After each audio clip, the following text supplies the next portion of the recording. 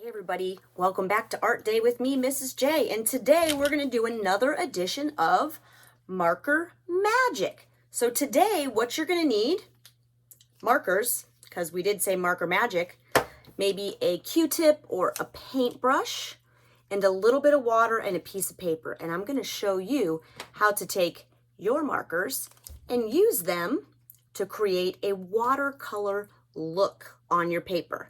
Okay, so gather up all your supplies and let's get ready to have some fun. Back again with another edition of Marker Magic. So last time we printed with a plastic bag. If you didn't see that one, you might want to check it out.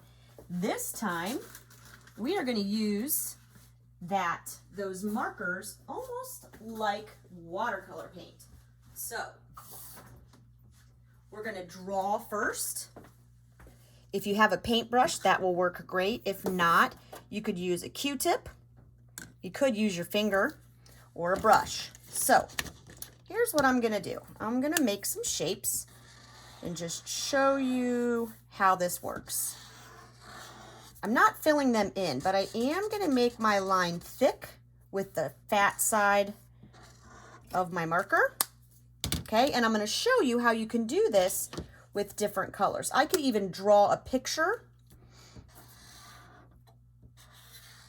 Maybe I want to make this into make it a little pointy. Turn it into like a evergreen tree. Okay, now, different things you can do. Paintbrush, dip it in the water, and watch. Do you see how it's pulling the color right off of that marker? A little bit of marker magic. Okay, over here.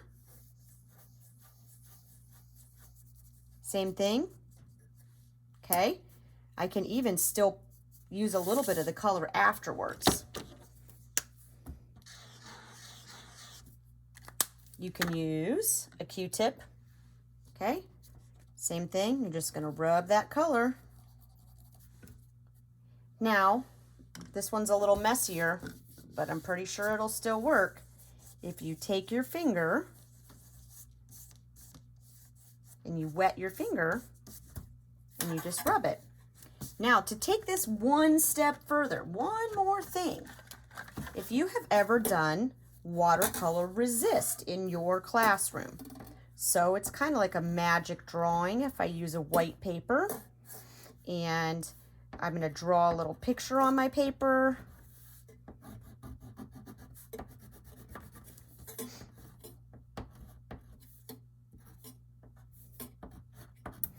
Okay, then maybe I'm going to make some little sections, almost like a paint palette. So I'm doing some little scribbles here.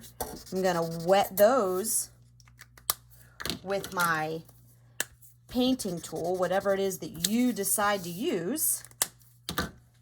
Don't forget, you're going to maybe need more than one Q-tip if you're going to do paint over, but watch. I used a crayon. And ta-da, my markers. And I'm using this almost like when you get those books that have the paint that's wet, that's dry on there, and all you do is add a little water. That's kind of what you do. And you'll find that some colors work a little better than others. But you could just draw your picture and paint. Maybe use a separate paper if you wanted to create your own little palette. You could draw on white crayon and paint it. But once again, there's a little bit of marker magic for you. I can't wait to see what kinds of crazy things you do with this fun marker magic activity.